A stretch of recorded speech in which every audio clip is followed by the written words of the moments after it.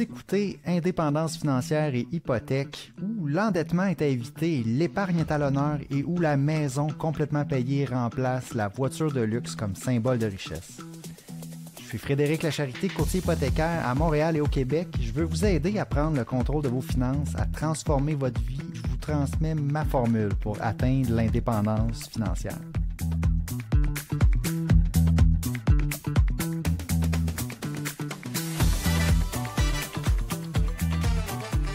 OK, salut tout le monde. Podcast numéro 92. Le titre de l'épisode aujourd'hui, c'est « Ma maison payée de 750 000 est l'équivalent d'un placement de plus de 1 million ». J'enregistre le vidéo en même temps. Je vais mettre ça sur Spotify. Normalement, là, j'ai fait beaucoup en version audio seulement dernièrement. Mais exceptionnellement, aujourd'hui, étant donné que j'ai un fichier Excel, j'essaie de le faire en mode vidéo. La raison pourquoi je ne le fais pas tout le temps en mode vidéo, c'est que ça me demande plus de préparation, plus de travail pour l'éditer, pour le mettre en ligne. Aujourd'hui, c'est spécial, je le fais en vidéo parce que justement, j'ai le fichier Excel, puis je vais vous montrer des petites choses en démonstration en partageant mon écran. Première chose, je vais tout de suite parler du Club Privilège. Si ce n'est pas déjà fait, vous pouvez vous inscrire. Le Club Privilège, c'est un courriel par mois que j'envoie. Puis vous avez la chance de gagner un beau prix et vous avez la chance de gagner aussi une carte cadeau de 50 $. Donc, il y a différents prix qui sont tirés à chaque mois. Et puis, tout ce que vous avez à faire, c'est, premièrement, vous inscrire, joindre le club. Pour ça, il y a une page web sur mon site frédériclacharité.com/club-privilège. Et puis là, étant donné que je suis en vidéo en ce moment, j'en profite pour vous la montrer. Donc, c'est simple, c'est un formulaire. Vous inscrivez votre nom complet, adresse courriel, numéro de téléphone, adresse postale. Puis, je vais vous ajouter à la liste. Puis lorsque vous recevez le courriel, vous irez voir en passant dans vos spams. Ça se peut, là, j'ai eu des auditeurs qui étaient avec Hotmail, puis c'est arrivé dans les spams. Donc, si vous attendez le courriel, puis il n'arrive pas, ça se peut qu'il soit là. Faites-vous-en pas. Si vous l'attrapez dans vos spams, puis vous avez manqué le tirage, il y a toujours un autre tirage qui va revenir à chaque mois. Donc, faites-vous-en pas. Pour participer, donc, à chaque mois au tirage, vous devez, par contre, répondre à la question qu'il y a dans le courriel. Donc, vous devez cliquer, répondre à la question, et puis juste m'écrire oui, non, puis répondre à la question et vous êtes automatiquement inscrit au tirage. OK, donc ça, c'était pour le Club Privilège. Là, si on revient au sujet d'aujourd'hui, une maison payée, combien ça vaut? OK, je vous dis souvent sur le podcast que ça vaut la peine de rembourser son hypothèque au complet, d'avoir sa maison payée. Moi, personnellement, c'est ce que j'ai fait et puis je ne retournerai pas en arrière. Je suis content d'avoir cette base financière solide-là avec moi dans mon patrimoine. Et puis, j'entends souvent d'autres dire qu'une maison, c'est pas un investissement. Une maison, c'est plus une dépense que d'autres choses. Ben là, aujourd'hui, j'ai voulu faire l'exercice. Si je n'avais pas ma maison, combien de placements j'aurais besoin pour couvrir ce que j'ai de couvert présentement par le fait que j'ai une maison qui est payée au complet? OK? Donc, c'est vraiment l'exercice que j'ai fait aujourd'hui, en fait cette semaine. Et puis le résultat est surprenant, c'est qu'en réalité, ça prendrait un placement beaucoup plus important que la valeur de ma maison pour arriver à générer autant de revenus que ce que ma maison payée me donne en valeur. OK?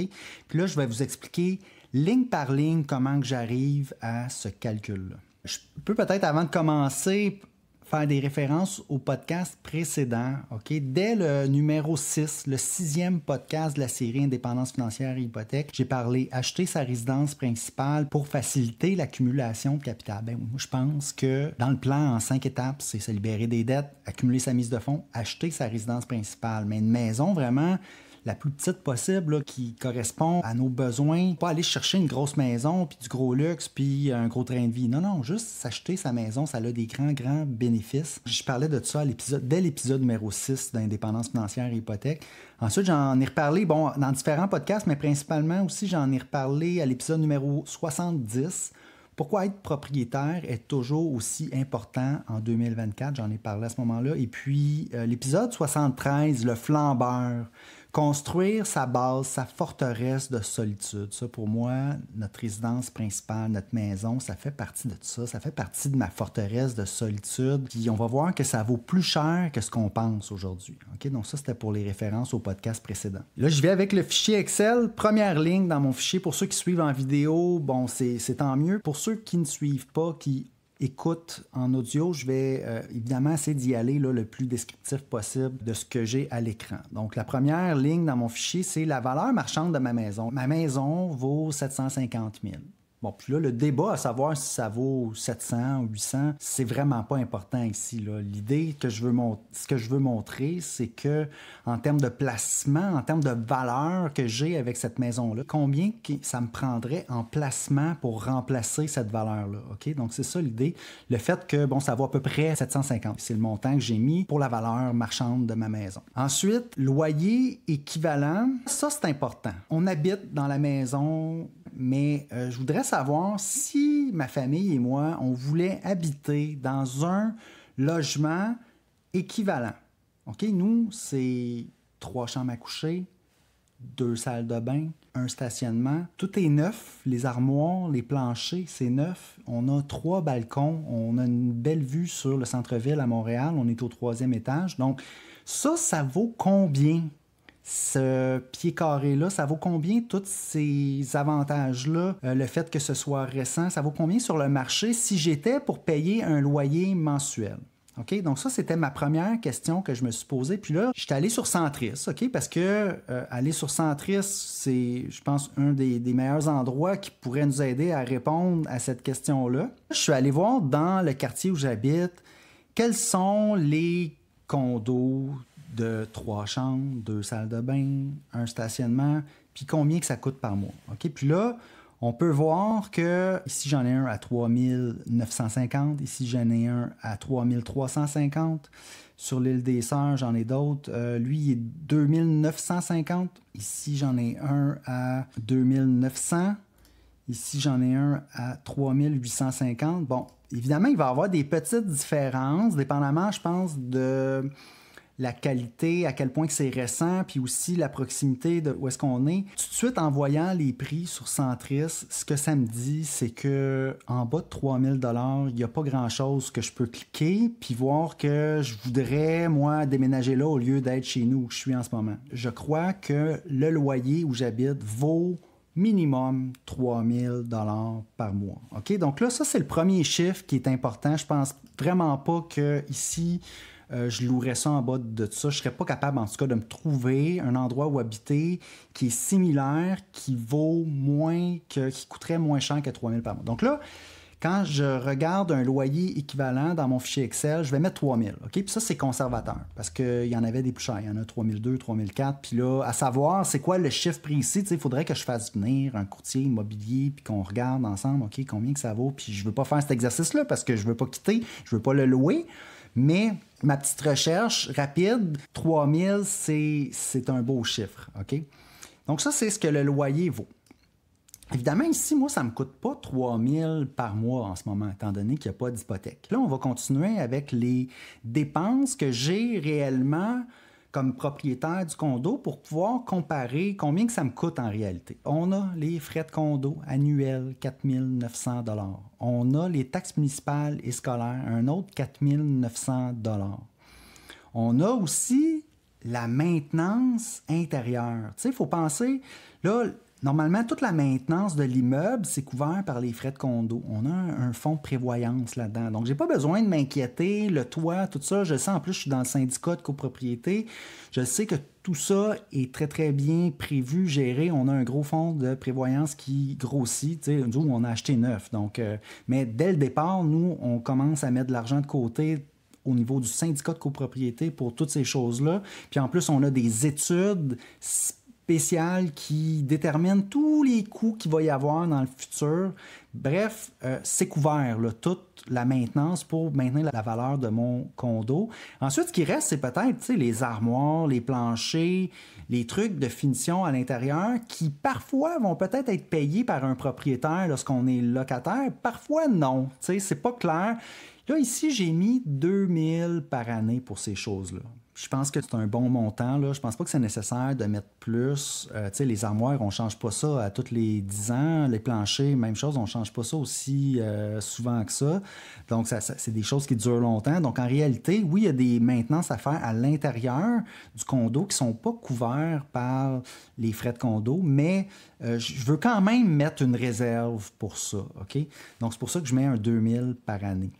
OK, donc le coût total du propriétaire, ce que ça nous coûte habiter ici, c'est 988 par mois. Donc là, on peut faire la différence entre le loyer qui vaut 3000, si on était pour habiter quelque part puis louer, au lieu d'être propriétaire, ça coûterait 3000 par mois minimum. Puis ensuite, le total des coûts en ce moment en étant propriétaire, pour moi, c'est 988. Donc on paye moins de 1000 $.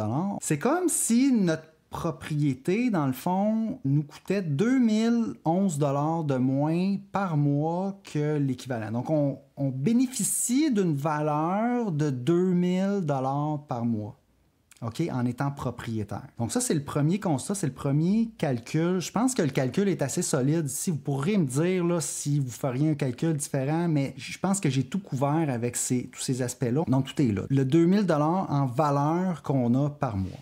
Ensuite, qu'est-ce qu'on fait avec ça, ce 2000? Maintenant qu'on sait que habiter ici, dans une maison, ça vaut 2000 $ par mois, qu'on n'a pas besoin de payer, on va regarder pour obtenir un placement qui va nous générer à chaque mois 2000 $. OK? Parce que c'est ça que je veux savoir. Je veux savoir si je n'étais pas propriétaire, quel placement, quel montant d'argent j'aurais besoin de placer qui viendrait me générer steady un 2000 $ de valeur pour venir payer mon loyer, pour que ce soit équivalent. Et puis là, ici, c'est important, la question du rendement. OK?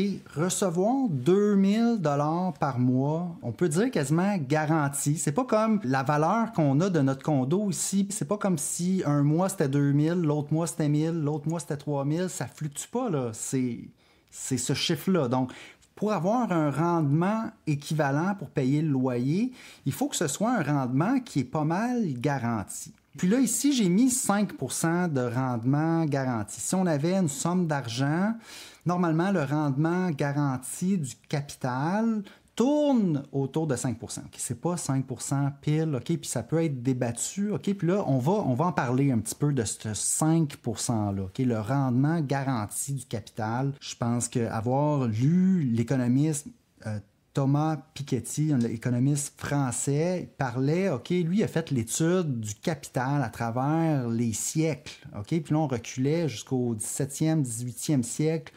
Et puis, grosso modo, à travers les années puis les époques, le rendement du capital a tourné autour de 5 %. C'est pas tout le temps garanti. Des fois, c'est un peu plus, des fois, c'est un peu moins. Mais le 5 % pour moi, il est un petit peu ancré que c'est pas mal ça qu'on peut faire avec du capital.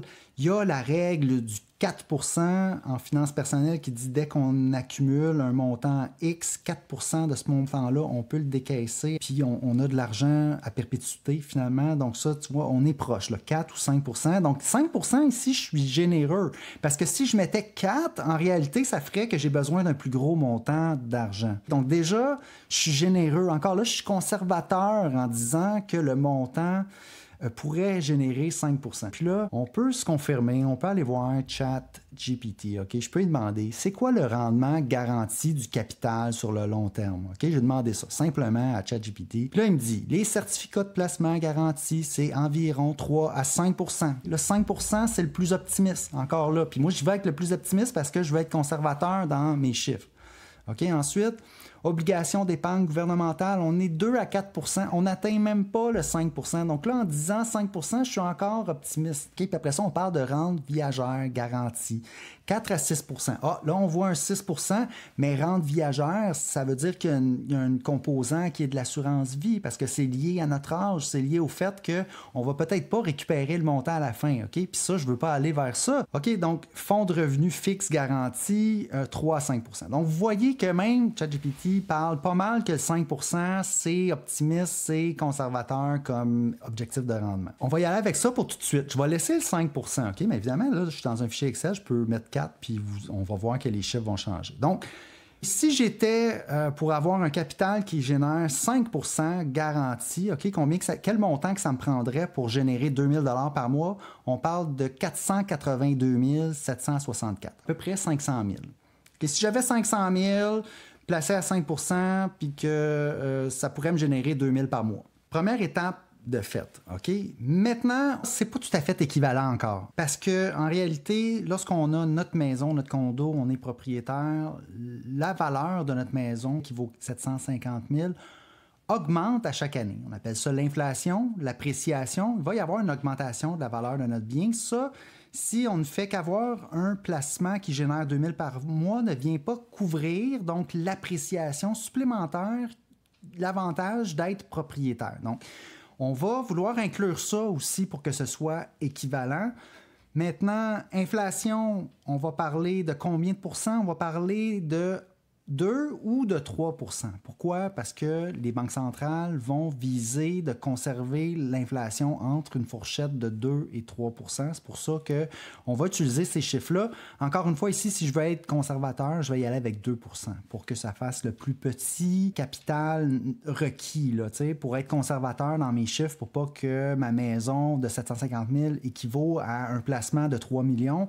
Je vais y aller conservateur. Je vais dire, OK, on va mettre l'inflation à 2 % par année. On va dire que la maison n'augmente que de 2 % par année, ce qui est rare, en fait, là, en réalité, là, surtout dans les grandes villes. On s'entend que les valeurs augmentent plus rapidement que ça d'habitude. Mais continuons avec l'exemple ici. 2 % de 750 000, ça fait 15 000 $ par année, 1 250 $ par mois. Donc, je vais vouloir un capital qui va avoir un rendement toujours de 5 %, mais qui va être capable de couvrir le 2000 $ de loyer de valeur qu'on obtient, mais aussi qui va couvrir le 1250 $ par mois d'appréciation de valeur de mon condo. Donc, pour arriver à un capital à 5 % qui génère ces deux montants-là, on doit avoir à ce moment-là 800 000. 800 000 de placé à 5 % va, grosso modo, nous apporter 2000 pour couvrir la valeur de loyer et 1250 pour couvrir l'appréciation à un taux d'inflation de 2 %. Déjà, on est rendu là, à 800 000, une valeur au-delà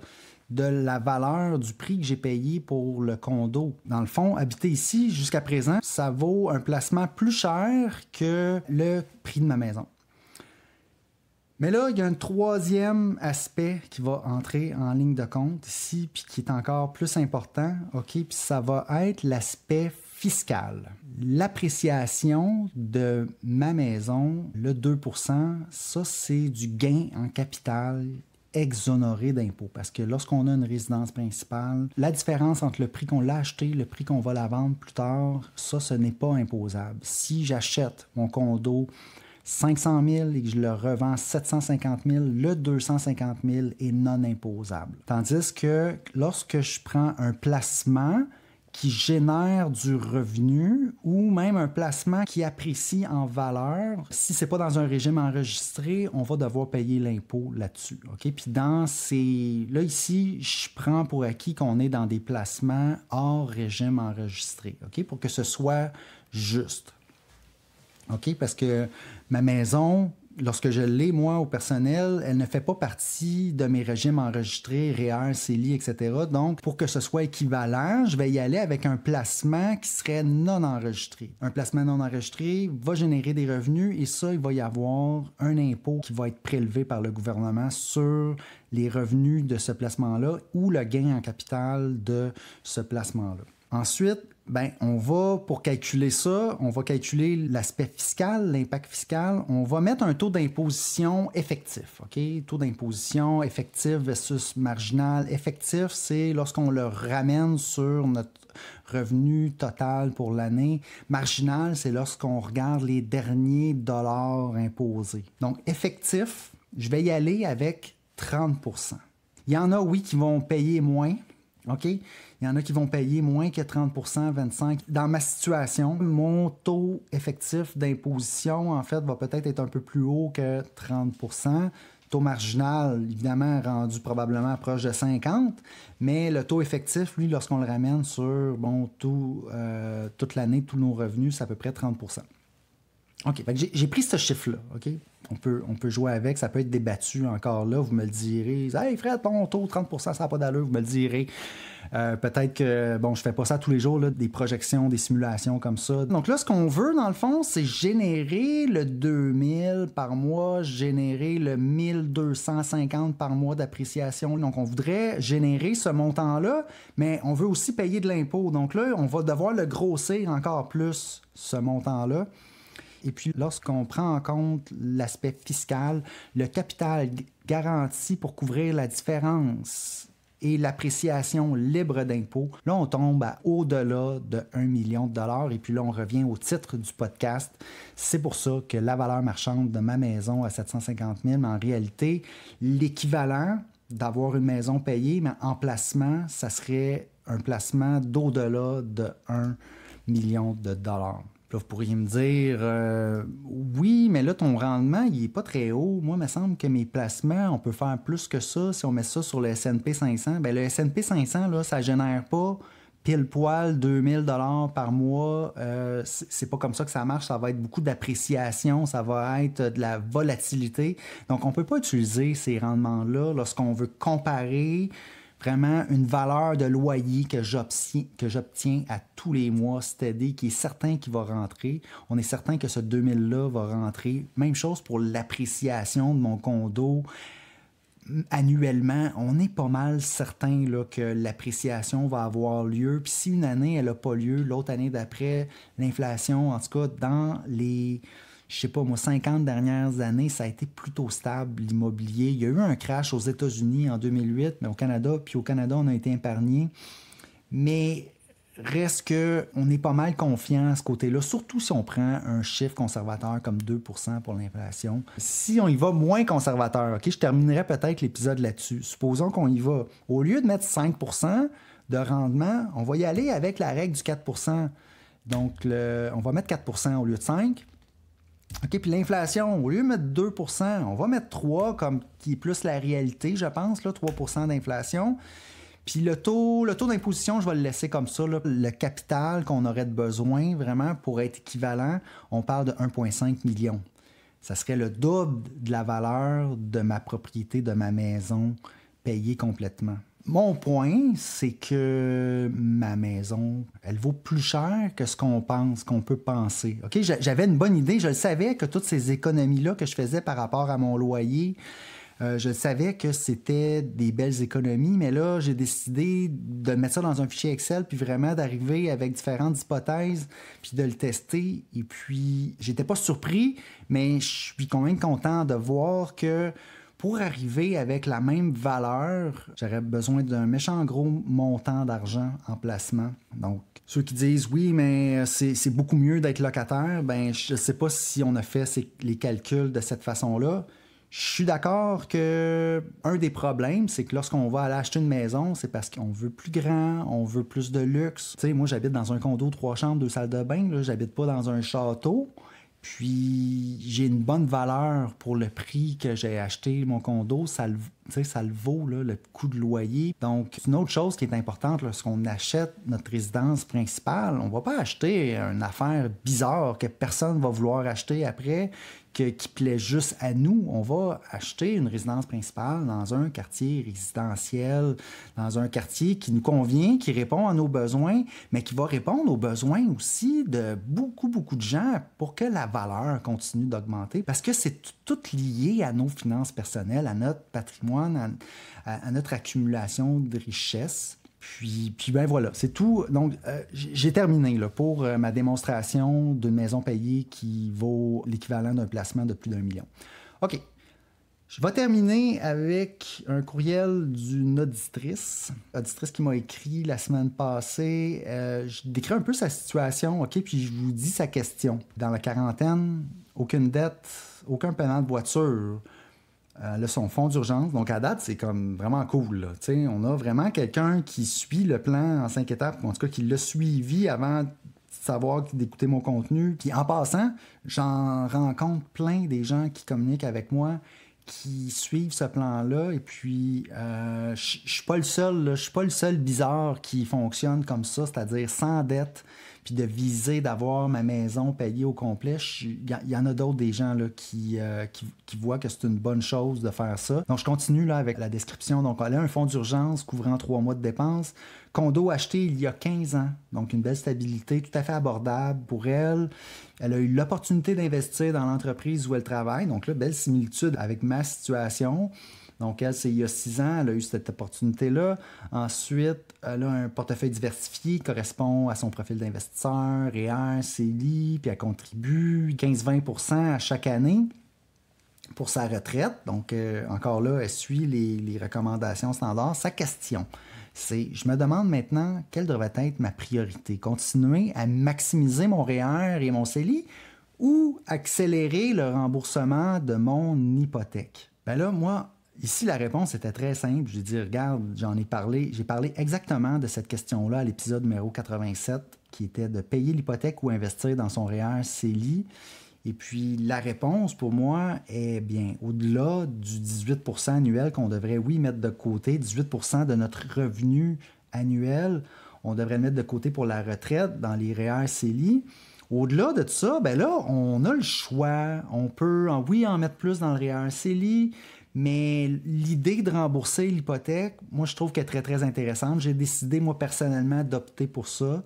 Et puis, moi, je vous donne la permission de rembourser votre hypothèque. Tu sais, il y en a qui sont gênés. Ils disent, ah, il me semble que c'est un taux d'intérêt qui n'est pas si haut que ça. Peut-être que je devrais garder ma dette. Non, non, regardez, aujourd'hui, vous avez vu ma démonstration. Une maison payée, ça vaut cher comparé à un placement. OK? Puis ça, j'espère que ça vous convainc du bienfait de rembourser son hypothèque. On n'est pas nécessairement obligé de retenir ça, de garder notre hypothèque le plus longtemps possible puis d'aller investir. Regardez, ça vaut la peine. Le calcul, pour moi, est bon. En plus d'avoir la paix d'esprit qu'apporte d'avoir une maison payée, d'avoir notre forteresse de solitude, d'avoir notre base financière solide, d'accumuler notre 1 million, 2 millions.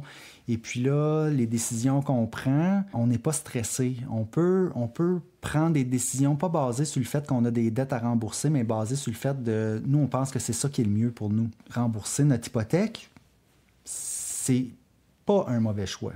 OK? Même que je dirais que c'est un excellent choix. Donc, je termine là-dessus. Et puis, je vous souhaite une excellente semaine et je vous souhaite un excellent cheminement vers l'indépendance financière. Merci.